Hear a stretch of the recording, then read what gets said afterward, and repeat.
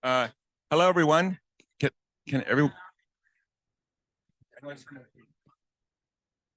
Hello? No, no. Hello?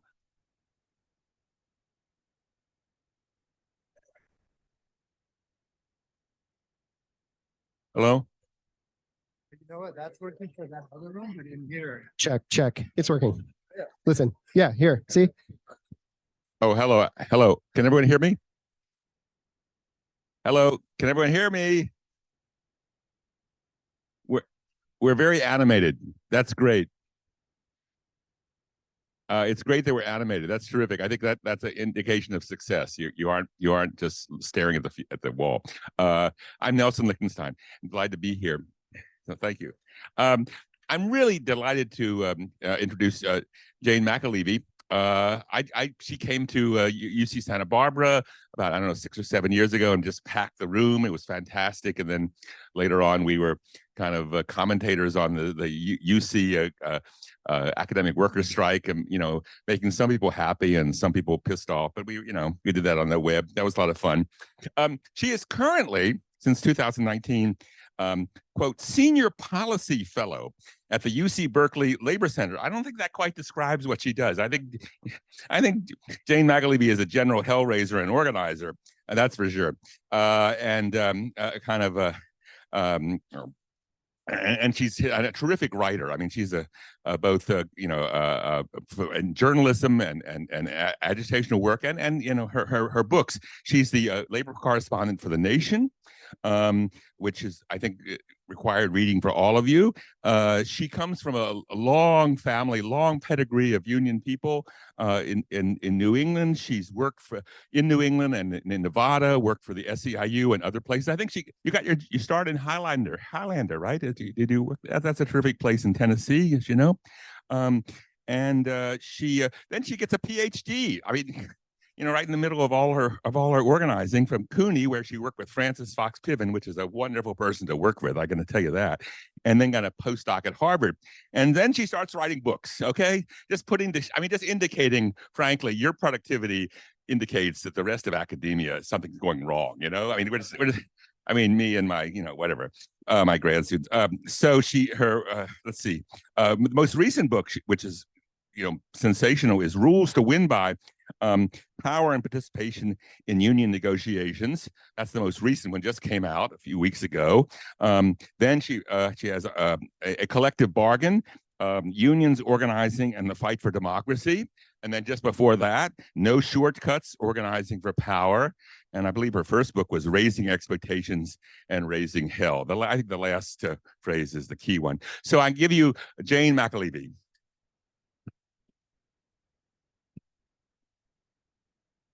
Oh, yeah. Didn't want to throw your notes on the ground there, Nelson. Sorry. Good afternoon. This is sleepy time. We all know that. Just biologically it'd be sleepy time, although I appreciate the lunch on the light side. But I do just want to name it, and feel free to stand or start dancing or do stretches or anything you need to do in what's always a challenging time to be on stage. Let me just say before I get going, one thank you to Nelson, who I just, in my affectionate way, like to say, I just adore him besides his genius. You know what I mean? So thank you for the nice introduction, Nelson. I really want to thank Chris and Justin and the Labor Center and Kent Long's long tradition and Kate Bronfenbrenner's opening talk and presentation. I will say that for probably the better part of 25 years, I have been sending every researcher I hired to Kate's program to give you a sense of it, right? Like that's a place to start. Like, where do you go? You're going to go to Kate's program. So it's made a huge contribution, and expanding out into the West, I think, is going to be a great idea. So the title of this little talk is Leave No Power on the Table, which is actually what I wanted to title the current book. But Oxford and the peer review team rejected that. So there you go. But it is what I want to talk about today. What I don't want to do is replicate the really brilliant work happening in the room already, and the brilliant work that comes from the training program at Cornell and from Kate's historic research. I want to try and build on that a little bit. And the way I wake up in the morning is thinking in every campaign, how do we leave no power on the table? And it's framed by my couple of decades of becoming a negotiator, like the transition from winning small NLRB elections to then winning multi-state NLRB elections, to then really getting serious about negotiations. I was trained by 1199 New England, a little distinct from New York, as we like to say, in sort of the 1940s kind of tradition of organizing and negotiations. And when they taught me how to negotiate as Jerry Brown, the other Jerry Brown, not the governor of the state, who was a longtime leader of 1199, New England said to me, McAlevey, because I never had a first name, like ever. Just McAlevey. McAlevey, workers, it's always good to bring them in the room and never two-tier a contract. And that was pretty much, the training that you got in the old days. So writing a book, I'm trying to actually give people a little bit more than those two rules. They were pretty good to start with. And what, well, I'll center the book a little bit later. So Leave No Power on the Table. Nelson basically said my history, but I'll just say my father was a trade unionist and then really a politician. By the time I was born, he was in politics and actually a politician. And I grew up in a house of very raucous, very controversial campaigns. He'd be like Bernie Sanders, I think, today, kind of didn't fit well into the party, was usually fighting the Democratic Party. And that's me on a bumper sticker in one of his many campaigns. So I was born into being a campaign prop, literally the little girl who he was kissing and holding up at campaign rallies. And we boycotted everything. I mean, he had great politics. He was a World War II fighter pilot who came home and said, democracy is on the verge of collapse at any moment that we're not defending it. And he had just spent 5 years in the German theater as a fighter pilot, fighting initially against the Germans, who had much better planes. And then thank God we got some good planes that he got to fly. But anyway, so fascism was a very serious conversation in our house. And the concept that defending democracy isn't just a thing. It's like something you have to actively defend every day. So there's the 4 books. Who cares? Okay, great. I'm not going to leave these guys' faces here for long. I'm just trying to wake you up. Everyone awake now? I might put them back up if I see people sleeping because they're so wretched and ugly. But there they are. And what we know is they actually really do want it all. And they have been fighting to the death. And I think they thought they were on a roll. I think they thought they were on their final offensive. And the question is, can we actually roll it back? And we have a chance to roll them back. And in some places, we're actually doing it. And so the question is, how do we do it? How do we take a leave no power on the table approach to rolling back every one of them who's a giant public policy failure, right? There should not be a billionaire. As someone who has a Swedish mother and spends a lot of time in Sweden, they had their first billionaire 2 years ago, and it really bums me out. It's a sign of an infection in a culture if we let people get to billionaire status. So for our side to win, I want to start with positing those guys we just looked at. They have it all. They have money, media, military, police, whatever it is. They got all sorts of forms of power. They own it, right? Jeff Bezos owns the Washington Post. Bonehead Musk, bought Twitter. These people literally get anything they want and they exercise a lot of power. Our side, really, at the end of the day, has one strategic advantage over all of them. And our side's advantage, if we can manifest it, is our large numbers. And that's an if. Can we manifest our large numbers? I always find the phrase, the 99% versus the 1%, annoying as an organizer. Because it's like, great slogan. When's the last time you organized 99% of anything? Like most of the people really, and I can say successfully many times, right? And so can other people in this room probably, like, what's 100% out strike? Go talk to UCLA and a few others here. So we actually do get to 99% in our campaigns when we're dogged and determined. But the phrase is really a throwaway phrase. And I like to try and figure out how to teach people in very large numbers how to actually manifest something like the 99-to-1 in real life. But it's not just enough to actually get really high participation. We also have to build really effective structures, right? Because power sits inside of structures more than individuals. And we have to build really high unity. And we have to have systems and methods that get us there. So it's replicable. So I say every single aspect of the work that we do, including research, has to support building high participation and unity among workers and between the workers and their own community. Like, that's just a principle. Whether it's the research team, whether it's the legal team, whether it's our approach to negotiations, for me, every single aspect of our work is about building and supporting really high participation, high functioning working class unity for a lot of reasons that I'm going to jump into. So worker power operates on three fronts. This is my basic argument. Workplaces through strikes. And as we know, not every worker that we've been organizing can create a crisis through a strike. Home care would be one example. Actually really hard to create a crisis. Even hard, we just learned in Connecticut this session, it's even hard with group home workers, where there's about 5 healthcare workers per small home for folks with developmental challenges. Turns out we couldn't really create a crisis with a big strike that happened in May. So workers who can create a crisis, for them, the workplace and the strike is for sure going to be their number one source of power.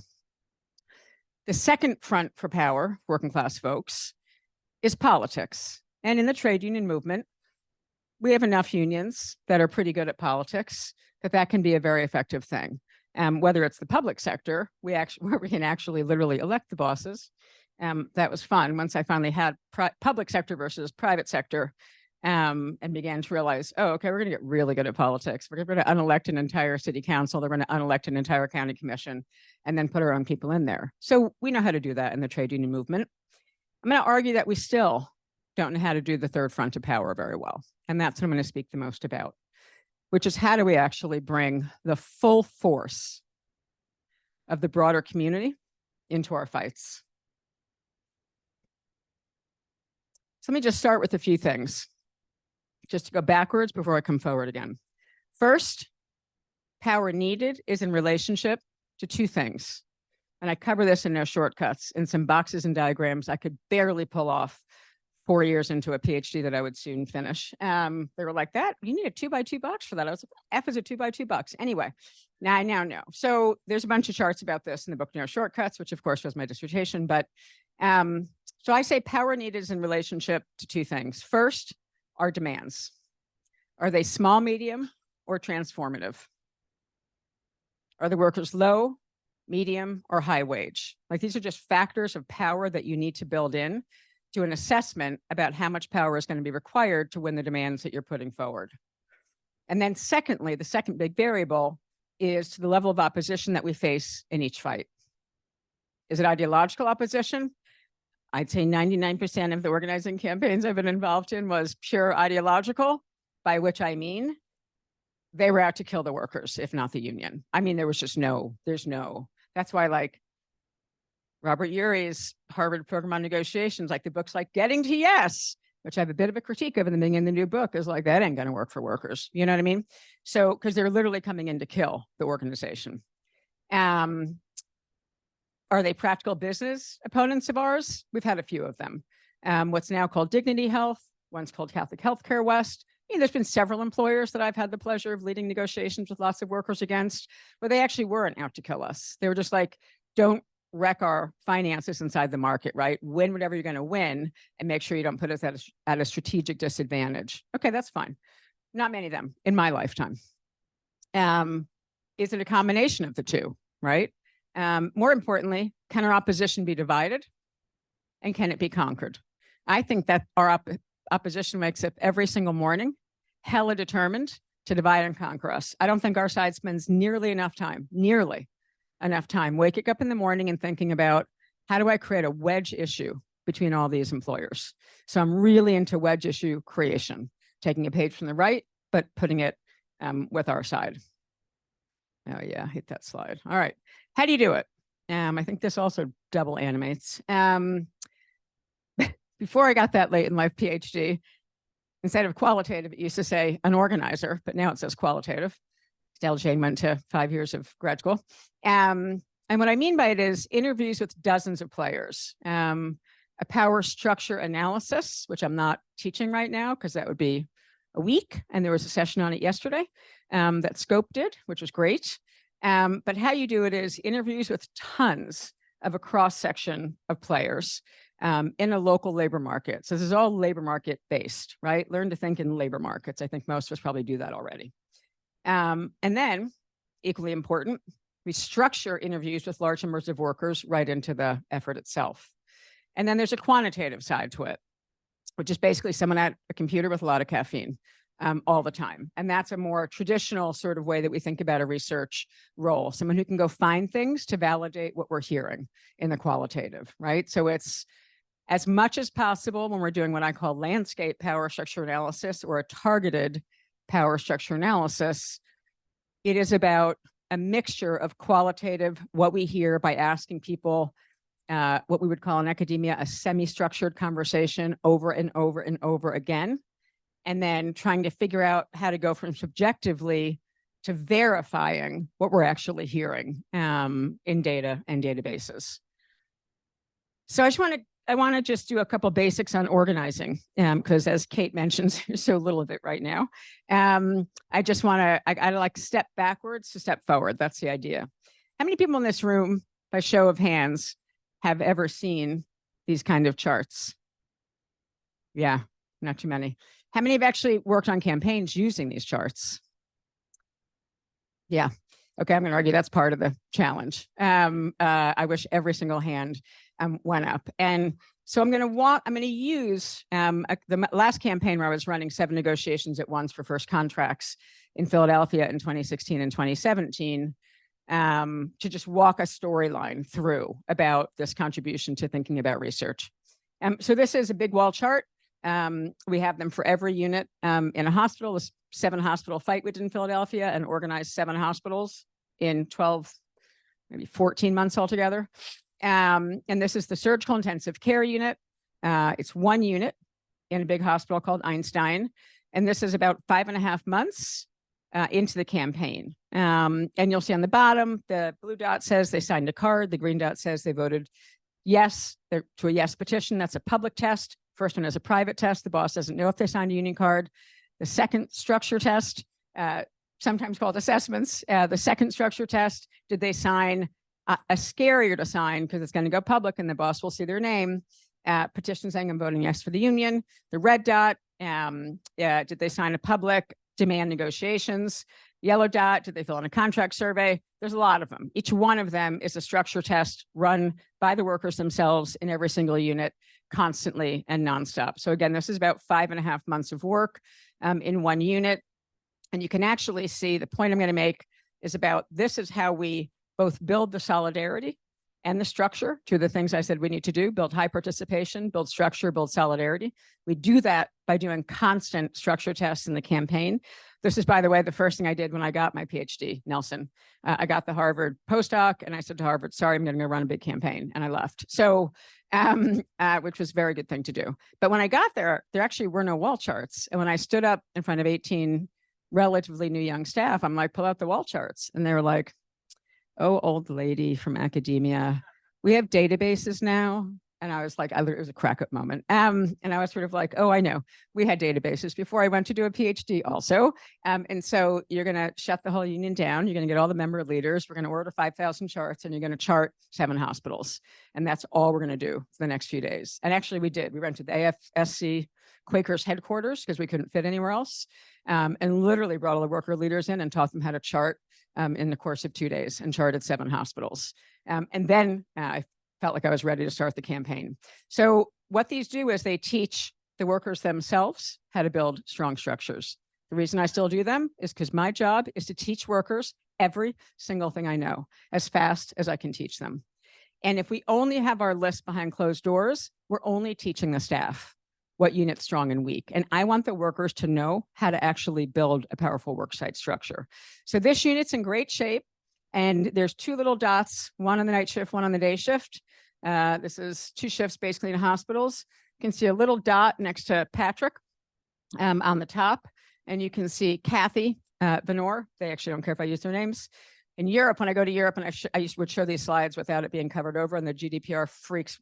Yeah, there's one. Nick smiling at me from UCU in England. They freak out on me like, "There's names on there." I'm like, yeah, the workers don't give a shit. I wrote a book chapter about them anyway, which you can read. So anyway, so that's those 2 are actually the identified leaders, organic leaders. What we call organic leaders, natural leaders, informal leaders. They have no title, no position. They're simply the most respected people in their unit. And this is not organizing class either. So I'm just going to note that we're doing that charting and structure tests also gets us the best assessments of leader identification, informal leader identification. So that's one unit. Just to give you a contrast, these pictures are all the same day at the same meeting. This is labor and delivery. And if you look at it, part of why I love this method is you can tell right away it's not quite as strong. There's some problems in here. Not every worker is doing every structure test. It's pretty uneven. Some workers are doing them all. Some workers aren't doing any. Some are doing some. Diagnostically, that means either the workers have incorrectly identified the leader, and they have to go back to start, figure out who is it, or they correctly identified the leader, but the leader is not on board. And she, and most of my life is not doing her job and not taking it seriously, unlike in the SICU, where the 2 leaders from day shift and night shift are on board, and they are organizing their entire department into every single action. So very visual. What do you think's happening in this unit? This is all the same day. This is telemetry, big unit. And you want to guess what's happening in this unit? Same day, same meeting. No leader? What was that? Everyone's whispering quietly. No one's talking to each other. Yeah, but what else does it show? I heard no leader. The natural leader is not identified. Yeah, all good guesses, by the way, but they're wrong. There is a leader, and she has the entire unit on lockdown. The anti-union consultant has that entire unit on lockdown. And her name is Marnay Payne. It's not covered up. Even for the Brits, I could get away with that. Marnay and I would have a lot of fun later in life, but at that moment, she would put her finger out and curse at me and spit at me through her car. That's how angry it was. And this is, by the way, the activist, Liz Miller. She's the activist. Who's the activist? The activist comes to every union meeting, wants the union, says she's going to get everyone to do everything on her unit and can't produce anything. Because actually, I love Liz Miller. She was head of the Pennsylvania Songwriters Association. She was like an old-time feminist nurse who would tell me stories about like the day in 1980 when they all like decided not to come in skirts to let the doctors pinch their ass. And they all went out and bought white uniform pants and wore them as this like defiant act together. So she was ready for the union. The problem is not one coworker listened to her. So this is 5.5 months into the same campaign, right? And there is nothing happening because Marnay is absolutely a leader. And this is that same unit, it's Tower 5 telemetry. And within 2.5 hours, so I'm going to relate to what you're doing in the community soon. Within 2.5 hours of Marnay deciding to get on the right side of this program, I'm not going to talk about that now, there's a whole book chapter about it, but within 2.5 hours of her deciding to flip to pro-union after being very invested in her anti-union position, she does that. She creates, they'll never catch up. They'll never have all the dots and all that because we're way past those structure tests. But she signs up a majority of the unit in 2.5 hours. She counted exactly how many cards she needed. She knew how many people were on the day shift and night shift. She stayed after on her shift and came in early the next morning and called us up and handed us that many membership cards for the union, which is what that structure test was. So that's a little bit about why it matters to do leadership identification and what good organizing and investing in a really good organizing conversation is, and then really understanding networks among the workers so that you can then figure out who's the best person to be trying to move Marne, because it's probably not a staff person. So that's wall charting.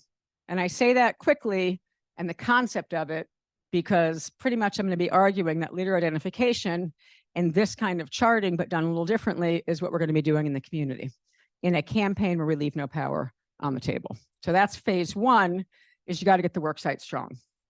I say to workers, you will eventually get the entire community of your own involved, but not until the work site is strong. And I can talk about that maybe in Q&A under sequencing, how we do it, but it's very systematic. So there's a bunch of the workers working on their wall charts, getting ready, we hope, for negotiations. And they're sitting in the medical intensive care unit trying to figure out why so-and-so is not participating. And it's all the workers who are going to go off and make a plan to go get their coworkers, right? This really is not, no staff organizer could do this, none. We're not in the facility. We get arrested if we go near it. It's got to be workers doing the work on the inside.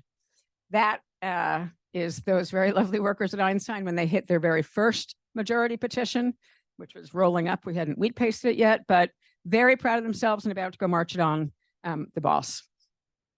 So that, that's a structure test, one of the dots, right? That was the red dot on the chart. Just a couple pictures more of structure tests from my days in Nevada. You can do majority photo posters. That's escalating the risk factor. And I want to keep escalating the risk factor as we go, because you're trying to figure out, are those real leaders that you think you have actually holding people through the campaign? There's a lot of other research going on in this phase, but you're trying to hold the workers through a hard campaign. So you want to increase the risk factor in the structure test, and a photo will do it. If a worker was scared to sign something, which they are, they know the boss is going to take a magnifying glass to it, and they will. It's an even higher ask to say, can you put your picture on the poster? This is the methods working in Berlin, Germany, in the lead up to a 12 hospital, 2 employer, 30,000 worker strike in the middle of the pandemic. Everyone saw the strike and it was really sexy and great on TV if you were in Germany. And what most people didn't see was the really hard work of, they didn't have our fancy 1199 charts, of them just starting to do wall charting on the walls with paper in Germany to get to that supermajority photo poster at just one of the hospitals. So that's a little bit of a setup for then what is it we should be doing if we want a bottom-up, super powerful relationship with the workers' own community. And now I see that that lunch is setting in. So feel free to stretch. If I was really good at telling jokes, I would tell one, but I'm terrible at it. I had to Google best worst jokes ever for a brother-in-law's retirement, who's very funny. And I almost brought them out, but I was like, they're so stupid. Anyway, so I want to now switch into an argument that's going to blend a little bit into the new book, into negotiations. And there's a reason for it, because I believe this is basically an organizer's approach to negotiations. And an organizer's approach to negotiations is that the whole purpose of negotiations is to continue building high power, high participation, really good structure. Like if we're going to win the contracts we're not winning right now, I want to center negotiations, which every worker is going to have, either a first contract fight or a successor agreement. And the timing of how we do the, what I'm going to call non-workplace organizing, I felt like in my early life when I came into the trade union movement, people would talk about like the community, like it was a social disease to me. Like, time to go get the community. And I was like, what is that? Like, go get the community. Really. And to the degree that we're doing relationships with the community, that's going to cut out most of the US labor movement. But even for the unions who are doing it, as I casually insulted my best mentors briefly in No Shortcuts after complimenting them a lot, I say, and I was talking about my home local, 1199 New England, I say even the best union organizers check their brains at the door when they leave the workplace and go to the community. everything that they had just taught me about organic leader identification, understanding which workers were activists versus leaders who had capacity to move people, understanding the relative power of what an organic leader is versus the lovely songwriter, Liz Miller, who was lovely, you know, who would do anything for the union, but actually couldn't move any power. Good unions just check their brains and go out and form these like community labor coalitions. And I've been dealing with this since I came into the trade union movement full time in 1997 in something called the Stanford Project, which I'll show you a few slides from. I should say that I came first from a decade of community-based organizing. And I had experience being burned by unions in the environmental justice movement, where I worked with Anthony Thigpen, who is the originator of the power structure analysis tool. So at age 21, I began to learn something called a power structure analysis tool. And then when I came into the trade union movement, I just brought the tool with me and began to use it, as Anthony will charmingly say, quite differently and with a lot more resources. And so it's evolved. To me, negotiations are key. And what we do and how we use negotiations is key to how much power we can build. So negotiations, this is partly in the new book and partly just really relevant to how do we build worker-centered community-based power. That's effective, not ineffective. Sorry, I didn't finish that thought. When I came in one of the earliest campaigns when I was working for the National AFL-CIO, I would hear all the time, that was like the heyday of like 1997, go build community labor partnerships, go build clergy coalitions. And very quickly, I realized, as someone who'd come from community-based organizing, that the people that were going to be recruited for those labor community coalitions, and it's still true today, are the Liz Millers. They're the workers who love the union movement already, and they have absolutely no power. So you can put on your vestments and show up at your picket sign or show up when your worker leader is fired in an organizing campaign, and they don't scare anybody. So what I would hear from people like Stephen Lerner and others is, that shit's a waste of time. Sorry, those are quotes, I think. It doesn't ever bring us any power in the fight. And I'm like, right, it's because of how you're doing it. In fact, there are very, very powerful players in the broader community that we've never tapped into. And you're not going to find them by doing a union writes a check to a local organization. That's not the basis of how you're going to build that relationship. It's impossible. Most of my life has been, when dealing with the faith community, has been showing up in town, like in Philadelphia, and someone saying, oh, that's 2016. Oh, you're Jane McAlevey. You do that community thing. Again, like it's a thing, like it's in quotes. And I'm like, right, workers live in their community, right? It's a concept. And so they were like, oh, you're going to want to meet this group called Power, people organized to win economic rights, or I forget what they're called. And they are a SEIU, AFSCME, but maybe I don't know who else funded community clergy coalition in Philadelphia. And I was pretty sure right away that I didn't actually want to meet the people from Power. Not because they weren't going to be nice, just because I was in a hell fight against a profound union buster. And I was pretty sure that as soon as we began to do the labor market power structure analysis, we would quickly assess that every member of that coalition was a functional equivalent of a pro-union activist in a worksite campaign who could not scare anybody. I wanted to scare the bejesus out of everybody, right? Except the workers. So, and sure enough, you'll see on a slide that I'll show you, they didn't have many powerful people at all and don't associated with that coalition. And unless you're doing the research to understand which faith leader and which denomination actually holds the power in the given labor market you're in, you're going to be picking the wrong people, which is the same thing bad organizers do in a worker campaign that they're probably going to lose, right? You're going to pick the activist and confuse her with the leader because she comes to every meeting. It's not about coming to every meeting. It's about, can you get every single person in your shift and unit to sign on to a high risk action? That's the leader. So what's the equivalent in the community? I basically say power structure analysis in the community is nothing more than good leader identification in the workplace. It's like translate that skill, which means every researcher should know it, translate that skill into the broader community. So negotiations, 3 core concepts in the book that relate to all of this, because it's in negotiations where we move into this phase of the work. So they should be big and representative, they should be transparent, and they should be open. If you aren't holding your negotiations with some element, if not all of these, it's going to be hard to do some of the work that I'm going to describe. I realize that's going to knock down a bunch of opportunities, but then again, there's a ton of unions who are now actually getting into doing this. And there's a whole project we're running with my old local and soon more unions, and actually how to do the bottom up power building from the ground. A lot of it we do through negotiations. And here's why. My organizer brain, which wakes up every morning thinking like, how do we not leave any power on the table? How do we build high participation? How do we build solidarity? When I began negotiating a lot, I realized negotiations are the thing that's of most interest to most workers, period. You say, come to a PAC meeting. Why don't you come to a political action meeting? Why don't you come to a go elect some good leaders meeting? How many workers show up? Very few, if any. If you say, want to come plan what's in your next contract at a big open meeting, chances are a whole lot of people are going to show up. And then if you go even further and say, we're going to turn the entire negotiations process into the political program because we're going to run the political program out of caucus time and negotiations, now you're actually ginning up a hell of a lot more participation in your political program too. So to me, caucus time in union negotiations is something to always have a very serious plan for, with a million things to do when the boss is a jerk, takes a caucus, walks out of the room, says we'll be back in an hour, and comes back 5 hours later.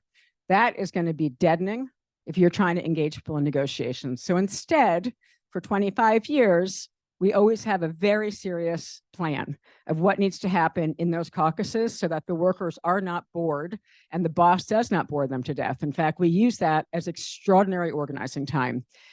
And at some phase in the campaign, generally once we're at the table, is when we are kicking into high gear to build that third front of power called, affectionately, the community. So that's the reason I center so much of this in the context of negotiations. I also like short contracts for this reason. I don't believe in long contracts. The short contracts allow you to just keep rebuilding your unit all the time. And to do more and more good work that builds politics, strikes, and everything else. So there's a long expression in the trade union movement, which is like, you know, negotiations are not about what happened at the table. They're about what you do away from the table. Anyone ever hear that expression? What you win is not one in the room, it's away, right? So that's a, and I'm going to argue it's not. It's both end. It's both what you do away from the table, but it's also what you do at the table. And actually, it's the interaction of both that really matters to gin up maximum power and leave no power on the table. So big, just a few pictures. That's a much younger me, a little bit longer hair. Many years ago, about 135 in the room, about 250 in that room. We had mics with the boss. Just some pictures of like what I think big negotiations means. This is Philadelphia. And then representative, a couple words on representative, big and representative, right? I believe in electing committees. This is entirely true for first contracts. Like I don't ever break this rule in a first contract fight. And I prefer to also run successor agreements this way as well. We elect the committee by work area and by shift, and they are not allowed to hold the election unless and until they hit at least 60% majority contract surveys filled in. Like literally, you will get to elect someone, but not until 60% of all the workers in your shift in your unit have actually filled in the survey face-to-face. And it's not an anonymous online survey. It's an organizing tool and a structure test, and it's a dot on a chart. It's a one-on-one conversation between workers in the break rooms on shift, and they're having conversations to learn what really matters to each person they're talking to. So once you hit 60%, then you have the right, you've earned the right by participation to then elect a member from your committee. And I'm a huge fan of this because everything from day one is an excuse to say to the workers, you could have the most clever negotiator in the world. You could, you know, have really reasonable proposals, and what you will win is in direct relationship to how much power you build, period. That's it, period. So it's an opportunity to say, you got to hit 60% participation minimally before you can get someone on the committee. And they will quickly do it. I also believe in volunteer ones, different thing we can talk about differently. But this is an example of a flyer at the campaign in Philadelphia, where what you can see is a bunch of workers saying, we've elected our committee, which means they hit at least 60%, because some units were saying, we'll never do that. We can never, ever do that, ever, Jane. And I'm like, yes, you can. And then you just start putting out flyers with workers saying that they just did it. And in the middle, it says departments that have elected their negotiating teams, and it lists them all. Then it says departments that are currently running their elections, and it lists them all. And you get the idea. It creates a kind of like turf thing immediately. And all the workers who were like, it's not possible, suddenly they're like, oh, it's possible. And when you get down to the handful of handouts, you say, look, it's cool. As long as everyone in telemetry is okay with all the emergency department nurses making all your decisions, no problem. Don't elect someone. And I will tell you very quickly, they will get to 60% on their contract surveys, and they will elect someone. Because when you frame the choice as they're speaking for you, they will actually get it done. Transparency. It's about ratifying demands. It's really something big I believe in. This is all about high participation. And every one of these meetings, starting with that we ratify the whole contract before it goes across the table, that workers get to vote yes or no to their proposals, is a chance a little bit later to say, if you're not at least 80% on every structure test at this point, you're not going to be able to win that much, right? So it's a correlation, endless meetings to get people really involved in their contract campaign. And we take huge votes at those meetings before we actually open up the negotiations table. I'll tell you the first thing that workers ask about that process is, won't someone just go hand the proposals to the boss? I'm always like, who cares? You're about to hand them to the boss. You know what I mean? Let them go do their homework, right? Like the only one who doesn't know is the boss, and they're about to see them all. So, and transparent is this to me. It's getting out negotiations notes within 24 hours, not 24 hours, 2 hours of leaving negotiations. We have a whole committee of workers who just take pictures and get quotes during those long caucuses. And you can see on the bottom, it says where the next negotiations are, because they're all open and big. Last two things about this, and I'm going to bleed into the community side explicitly, but this is all part of it, because I'm not sure if you've noticed yet what kind of room that is that we're sitting in. Anyone guess what kind of room that is from that picture? Yeah, it's a church. We're already deeply in the community at this point in the campaign, and we're going to use our negotiations locations based on the churches that have what? Power. Yeah, not the group, actual power. And that's going to come from the workers themselves in this process as we're building bottom-up power. So we believe in article committees. What are they? It's a way that every single worker can join a formal committee connected to negotiations. So it puts like hundreds more people, if not thousands more, depending on the campaign. They get to just choose to be on the committee on vacations or the committee on drug testing or whatever it is.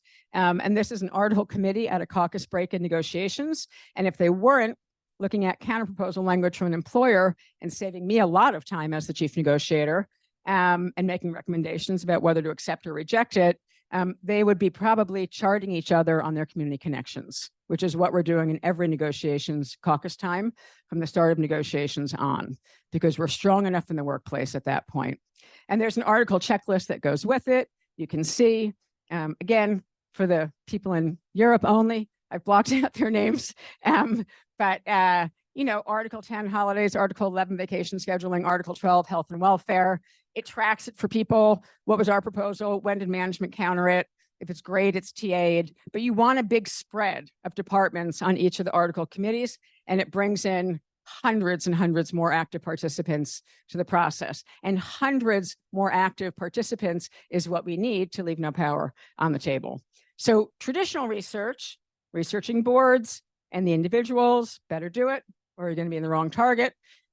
Listening into investor calls, like we've been doing that the whole time in this campaign. Looking at regulatory angles, all that research is happening. And we're also on the side beginning to do what we call the power structure analysis, which is the different method if you want to leave no power on the table and actually bring the community in a big way. First, it centers the workers, always. Second, it enables mass political education, enables it. Third, it structures, right? Our job as researchers is to structure and systematize.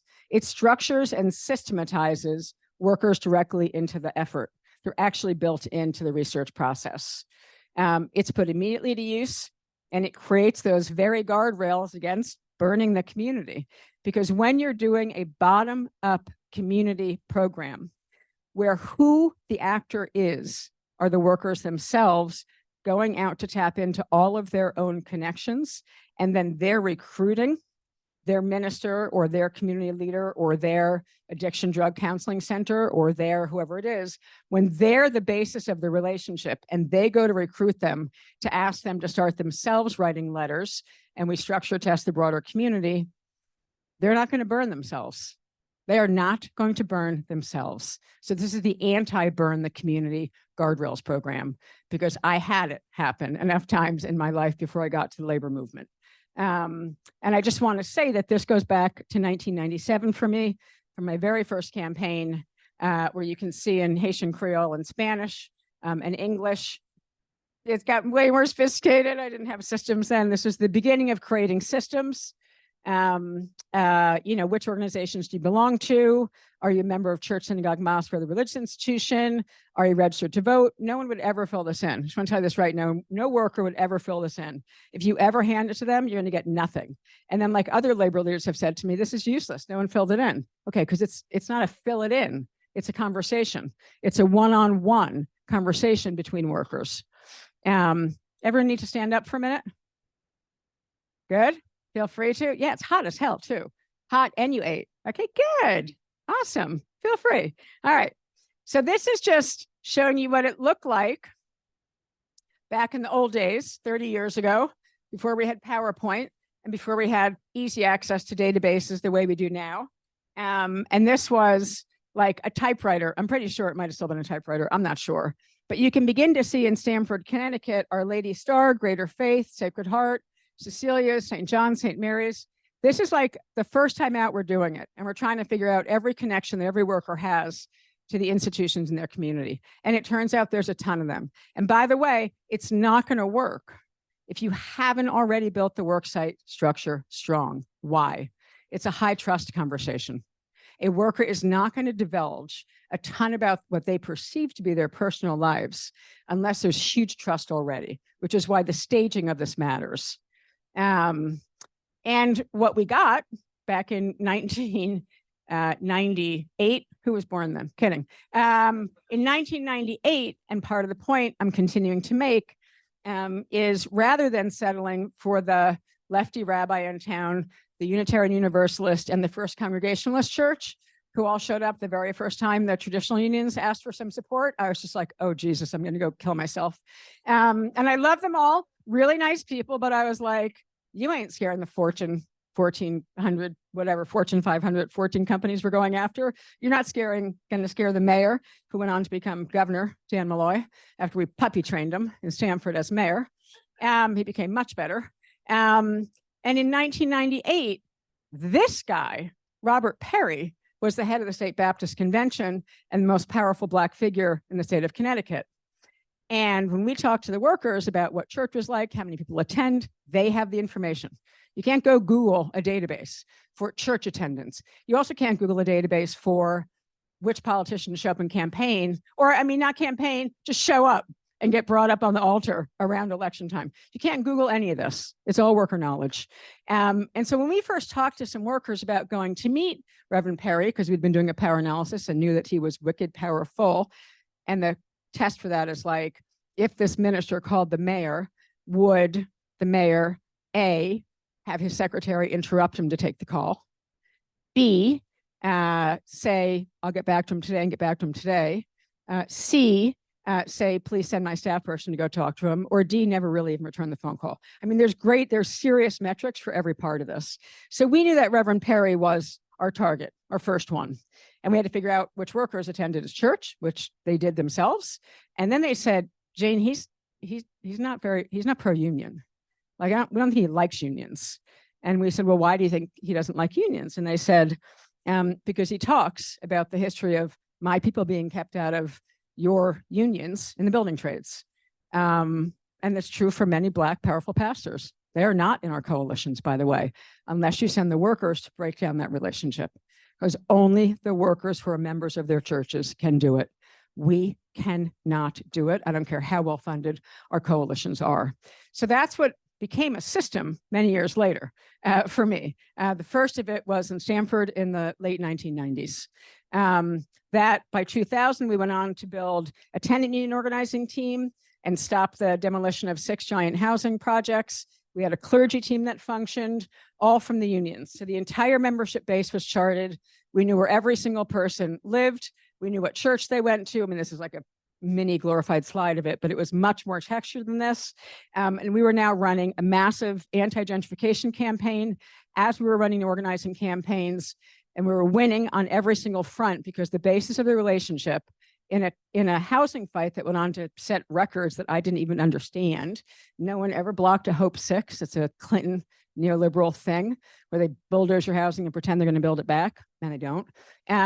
We actually blocked the demolition of a Hope 6. All the workers are still living in every one of these units of housing. 6 major units of housing that are affordable housing, still standing 25 years later. So we ran a massive anti-gentrification campaign because the relationship was the workers to their powerful ministers, winning them over to the cause of the trade unions and flipping out the entire power structure in the process of doing it.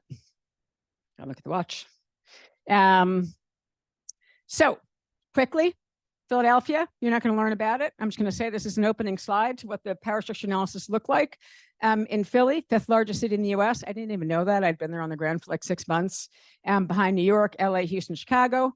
The key is, this is what we're showing to the workers. We're teaching the workers their power structure.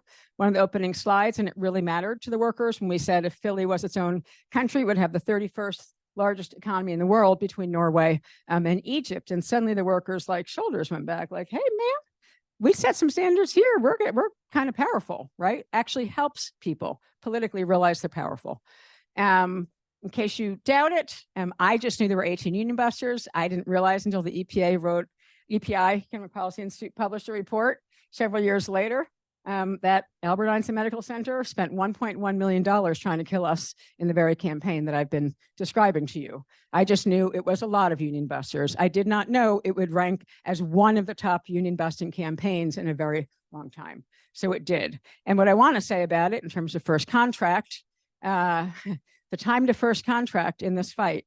So one of the biggest union busting campaigns in the country. The boss filed objections to the election 4 days after the workers won, not just against the union, but also against the NLRB region. Sound familiar? But they're doing it at Amazon. All those Amazon kids thought it was the first time it ever happened. I was like, oh my God, they're so cute.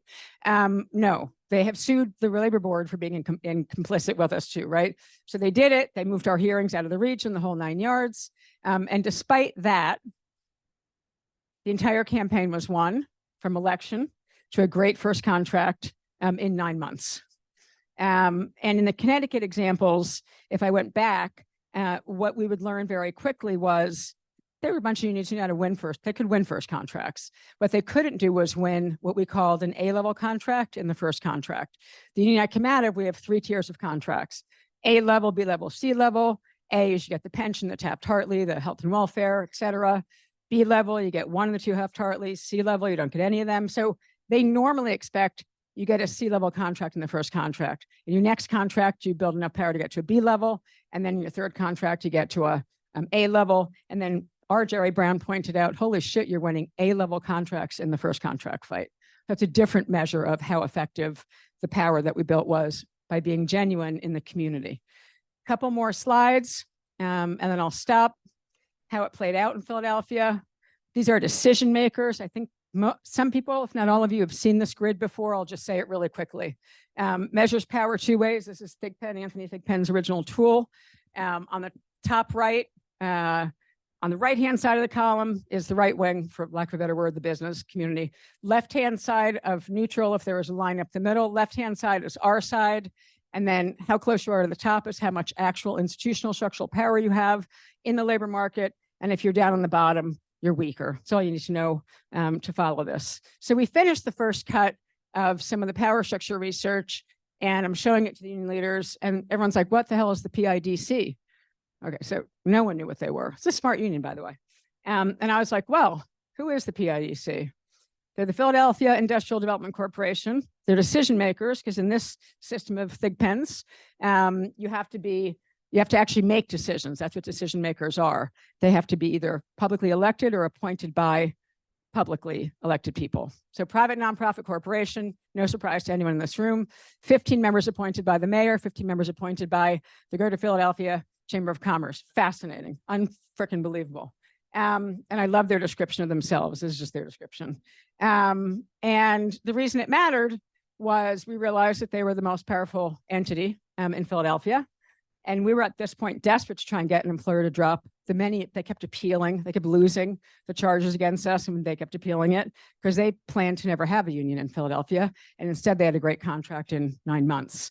So we figured out that Jay Goldstein was the chair of the loan committee. And he was also a key member of the Albert Einstein Board of Overseers. And we couldn't get that CEO or anyone to do anything but ignore us and lie to the press that the workers had never voted by majority to form a union, which of course they had. So we decided upon learning this is why you do the worksite stuff first, that we were going to take about 200 nurses and scrubs and crash a meeting of the PIDC. And it happened. And guess who chairs the PIDC? Kinney, the outgoing mayor of Philadelphia. And no one's ever come to them. So we sent our researcher for 2 meetings in a row to go sit in those meetings. And he is like, I'm telling you, there's no one but a press person who sits in those rooms. No one. There's going to be like 5 chairs, Jane. What are you going to do? I'm like, that's going to be a great problem. So boom, the elevator, they come off shift, 200 nurses and scrubs, pack in and start going up into this room. We just still don't have the right to bargain yet. We're still fighting legal charges, and go up that elevator and start filing into the room, and people's heads are spinning. The mayor's flipping out. He's like, can we help you? Like, you must be in the wrong room. And they're like, no, yeah, we're in the right room. And there's no staff. I never let any staff involved in these kind of actions at all. And they're like, no, we're looking for someone in the room. And they're like, who are you looking for? And they're like, of course, we showed them what he looked like. That's why you put pictures in your slideshow. And we're like, that guy. And they're like, we're not leaving until he gives us a meeting. And the mayor is melting down and like flipping out. And they're like, well, we could try and facilitate something later with you. And they're just like, yeah, no, we're just not leaving until you get a meeting. And finally, the mayor looks at him, he goes, Jay, give him a goddamn meeting. And we're like, okay, time and place. Like, I trained them, like, do not leave the room without a commitment. Okay, so the campaign began to break in a very good way right then. Then I learned to start calling it whole worker charting, where you basically, I was making a mockery in some ways of something Kate was too. But I took this little thing that used to have corporate campaign tactics and put every worker in the middle and start looking for every single connection they have to their own community. And if they have a good relationship, you can chart their spouses. If they don't, forget it. And sometimes their extended family. Like, I've had daughters of workers as leaders in churches where the parents didn't actually go very often, but they're like, my daughter's really active in the church. Great, we'll take her. That's actually how we got to Reverend Perry in Stanford. So you systematize the work. Now, another part of the labor market analysis power structure from Philly is the faith one. By the way, there's 400 slides in this, so we're not seeing it. But I just want to give you a sense. If you look at where power was assessed, the group, the Liberal Labor Community Coalition, that people will still say is very good. Please don't tell them I said they're not. They're lovely people, but they just are not very powerful. And then there were these major churches, and this is the Baptist Pastors and Ministers Coalition, that have a lot of power and are not pro-union and are not part of power. These are the power churches in Philadelphia. So we knew we had to go find them. So once again, now we're much more systematized, and the entire thing is done in spreadsheets and databases. And we went shift by shift, unit by unit, worker on worker interviews to find out where they went to church. We were looking for very specific ones, the most powerful ones in the community, also not part of the coalition called Power. And we also got them. And where are we? You already guessed it. We're in the churches of the most powerful people in Philadelphia. It was helpful in 2016 that Michelle and Barack Obama and Hillary Clinton and her team were landing at all these churches. It actually made it a little bit faster than usual. Like, where'd they go? Good, let's go have negotiations in that church. But it all came from the members. And I'm going to sum it up by saying, going back to labor and delivery, that same slide, I showed you Joyce, who was the organic leader.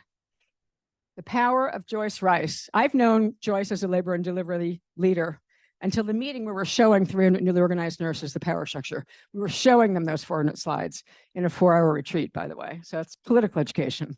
And they loved it. And Joyce, labor and delivery leader, pretty quiet in negotiations. That's her in the middle with the now mayor of Philadelphia, which is fascinating, incidentally, Cheryl Parker, but unfortunately, but whatever. That's Joyce, labor and delivery nurse, longtime nurse. So we're on that slide that you just saw where she can see the most powerful churches. And she says, I'd ask them all to like, let us get through the presentation and then ask questions unless they were really important. And all of a sudden a hand goes up on the slide before it.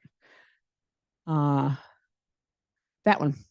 And she says, you know, after you showed that slide, Jane, I'm sorry I was texting, you know, differential in terrible ways from a different era in this country. And she said, you know, I was texting, I'm sorry I was texting, and I'm sorry for interrupting. I don't know if this is relevant, but I thought in the church newsletter last week, I saw that my pastor, Pastor Jones, is now elected as the leader for the next few years of the Baptist Pastors and Ministers Coalition of Philadelphia. At which point, if I wasn't going to hurt this microphone, I would drop it because I almost pissed in my pants because this is like the 90th time in my life the power to win the contract was sitting in the membership and no one knew it. And we don't know it because we don't do this, because we don't ask our members and systematically chart them in the same way that we chart in a good organizing campaign their worker-to-worker connections. First role is real-world charting. This extends systematic charting into the campaign. And I could tell you 1,000 stories, which I'm not given the hour, that in every campaign, there is a ringer like this where I'm about to fall over. And sure enough, we suddenly have a letter. Now, this is 2016 on the Baptist Pastors and Ministers Conference, which terrifies every politician, terrifies them in Philadelphia, where he says, you know, over 100 churches in the area, and that's all I need to know. He's writing to the head of Einstein, and the next day we got a phone call to start trying to talk about how could they drop their charges, how could we get into some real settlement talks in a contract. So that's the power of Joyce Rice and every nurse I know. I could not just nurse, I could tell you stories about every campaign, every worker. And then we went on to, in this phase of it, because you know you got to keep workers doing something when the boss is trying to bore them. We had all the workers meeting across the 7 hospitals, all newly organized. We broke them down by political campaign. We got letters, you got a structure test, religious leaders and politicians. If they say to you, oh yeah, I'll call your CEO, bullshit, you got a letter.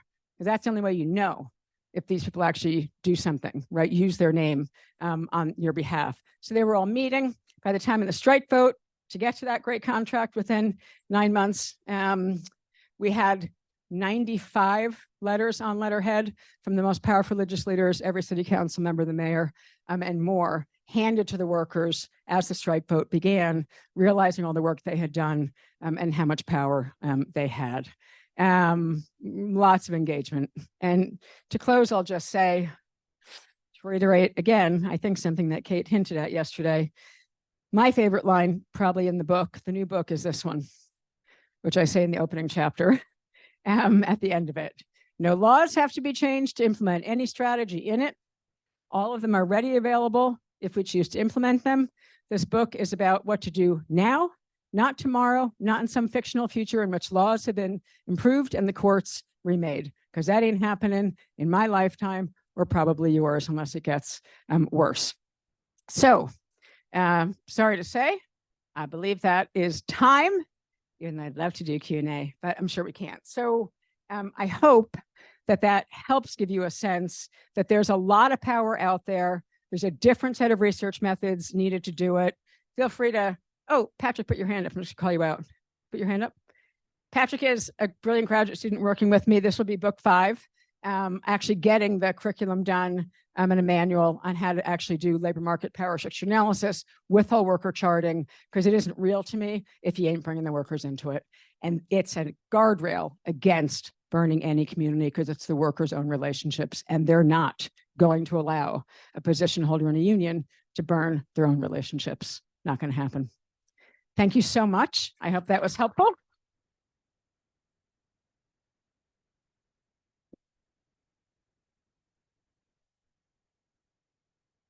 Go forth with guessing. Oh, I think the incredible John Marshall takes the stage up here soon, right?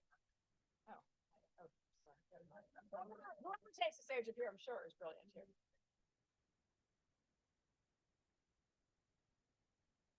Thank you.